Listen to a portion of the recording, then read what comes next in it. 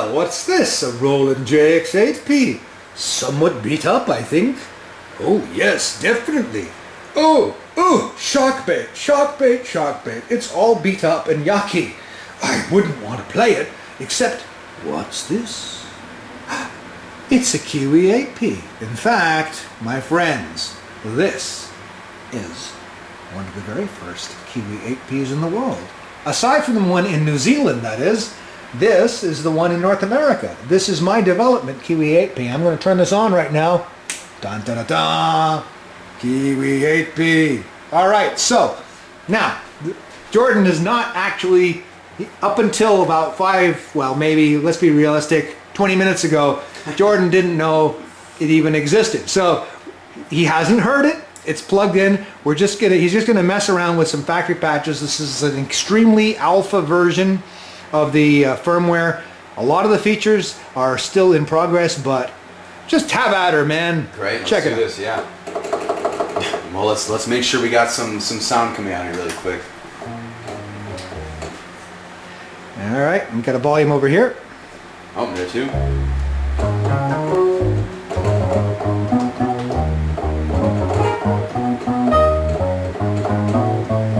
So far, fairly pedestrian. What else we got? Now, here's the way this works, okay? You dial in, it's a sort of a three-stroke thing. It's like a green, blue, and red. So you go group 1, bank 1, and then patch 1. So that's 1, 1, 1 piano.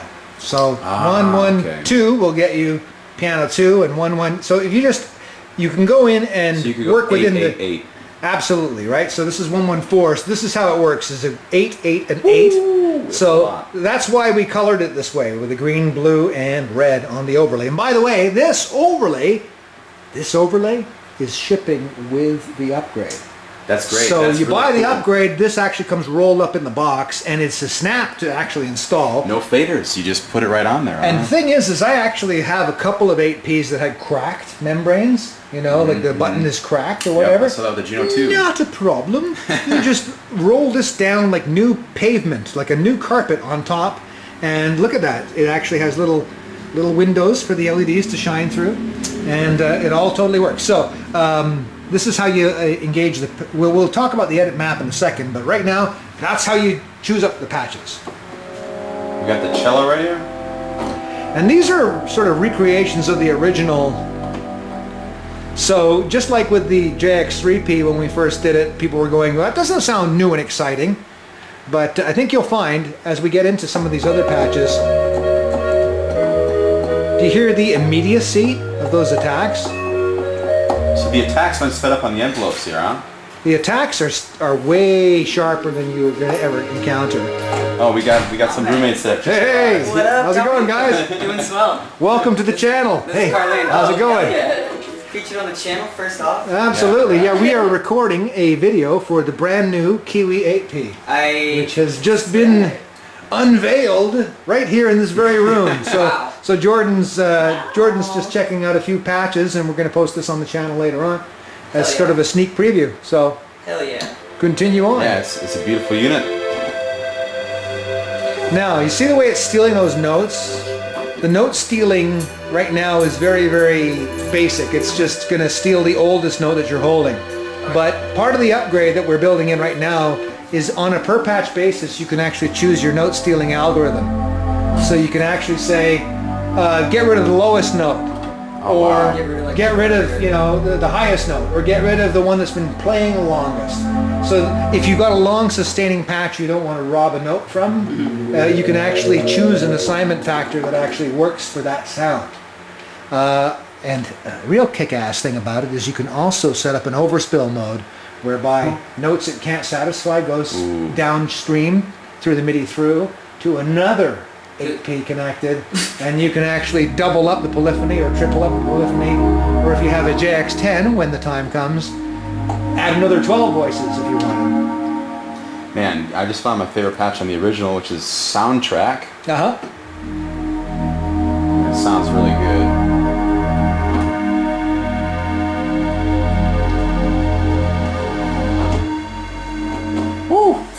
Sorry, everyone has to see my rudimentary keyboard skills. Oh yeah. Oh, sorry. He's witnessing the Kiwi 106 for the first time. That's the same synth that was sent to me, by the way. Oh my god, dude. These holy shitballs. And Tony. Well, there's a lot to be said for woodwork, but I got to be honest. I did the math, and if the woodwork is to be done the way I want with the materials I want, it's not something that a synth guy is going to say, I'll pull you up for that. Sounds great. I see guys on eBay going, new wood for your Poly 6 for $300. I'm like, yeah, 600. Yeah. If you actually want to factor in the actual African hardwood I use and so on and so forth, and all the time it takes to get them right, and the fact that if you make the slightest mistake, you throw it in the bin because it's no longer glorious. You're saying that. It's not something you can... You think it's an easy thing. Well, it's just... All I'm saying is that I am not a large factory that makes furniture. I'm a guy working in his workshop. So if I'm going to sell them, and I know what the economy is like, so I just go, well, bottom line here is that I will make them for the synths that I build, and anyone who can afford it, that's fine. Anyone else, there's lots of affordable alternatives. Damn. Yeah, You got absolutely. The stay on the back, too. Oh yeah, absolutely. So sexy. Okay, so where were we?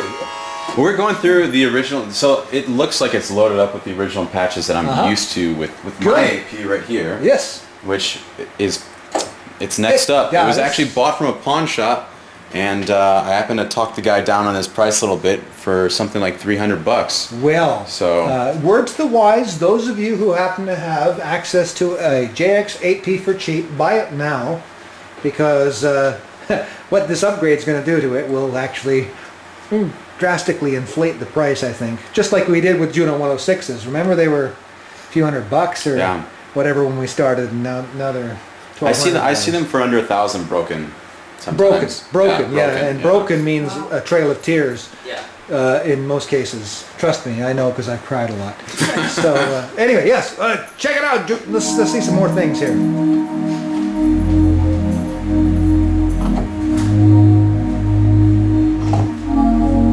And so how would I access... You got a nice sound system here, man. It's really doing justice to what these guys can put out. We got Thank You Subwoofer. You make my neighbors happy. So let's see. Of course, there's going to be guys complaining, why didn't you record to a DAW using your phone? Yeah. You know what? Sorry guys, shaky cam. Maybe next time. We like the shaky cam on this channel, on Syntegrator. It's kind of its whole legacy, so... If I actually worried about making it professional looking, I'd never post anything. Woo! We got that portamento still going.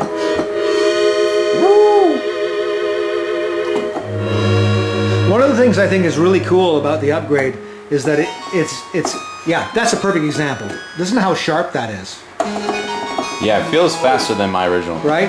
The JX8P has this gigantic super wide ass bottom end analog engine, but it's kind of like trying to steer a barge when you're, it's great for pads, it's great for strings, but you can't do... It's the fast sounds. You cannot stop on a dime, right? Yeah. But with this upgrade, you can.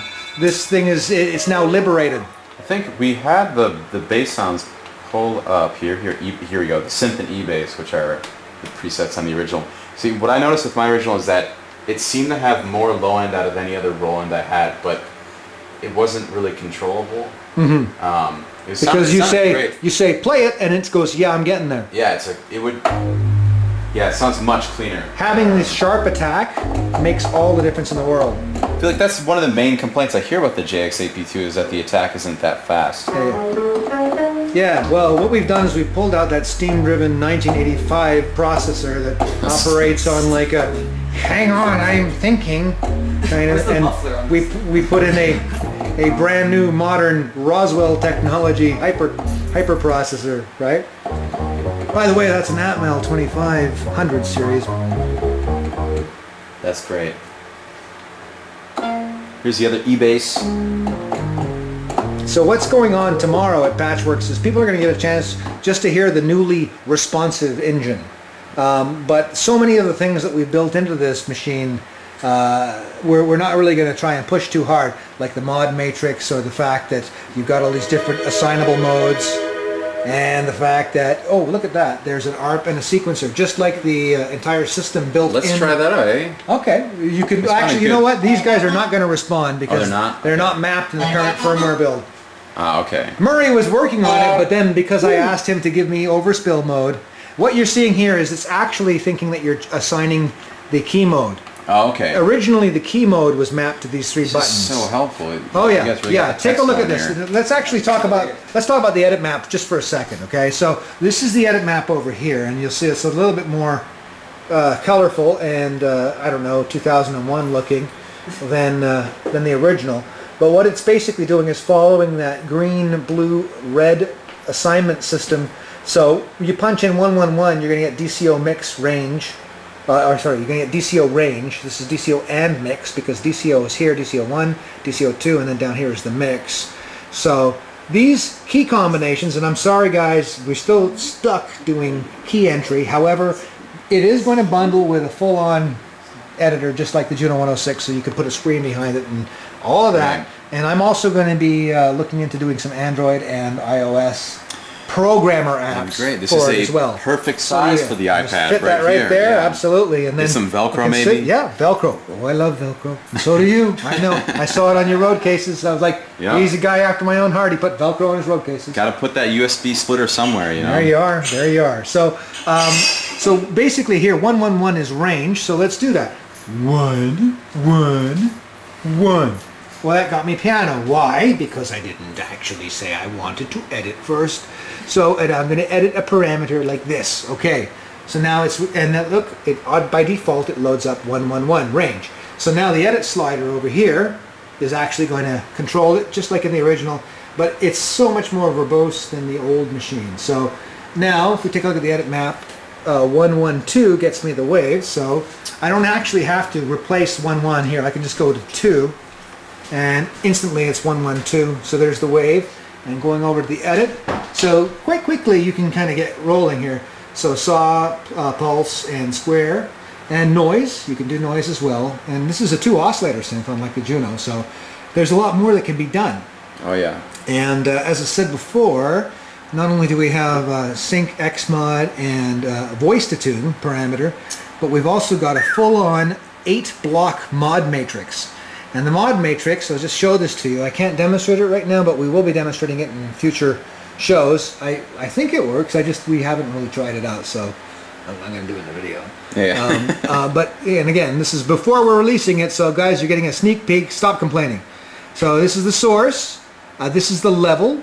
And then this is the level control mod and the destination. Now everyone knows about source and destination in a mod matrix. So the source is what's going to be actually changing the parameter, and the destination is the parameter that's going to be changed.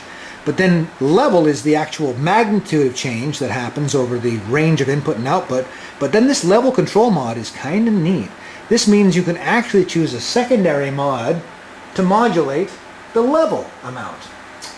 Whoa. Okay, so in fact, this is kind of like a two-dimensional mod matrix, because you not only have a level and a level and a destination that the level is going to be applied, but then there's actually the level itself can be modulated by another choice. Okay, so and there's 8 of these guys. So with the editor, maybe are you going to be able to do this on a computer screen? It's kind of like get some more ideas of the mod. That's yeah, absolutely. And tomorrow we're going to actually your gorgeous Kiwi 106 here, by the way, which has been ignored in this incredible show. Tomorrow it's going to be front and center with the Vizex shipping editor. I mean, the editor you get for free when you buy the Kiwi 106 upgrade. And I'm going to be showing all of the superpowers of the Omicron editor. That's what I call the editor for the sequencer on this thing. Okay. Which, to be honest with you, it's been out for a year now, and I'm astounded. I think the only guys who've ever figured out how it works have gone, "Holy crap, my secret weapon!" and have like stayed real quiet about how it works. All So right. tomorrow I'm going to blow that door open and actually explain how that thing works. Load up, my friend. Enjoy. Yes, I always bring booze when I come to visit. Duty free, of course. Yeah. That's the beautiful thing about coming on the ferry. I can get duty free.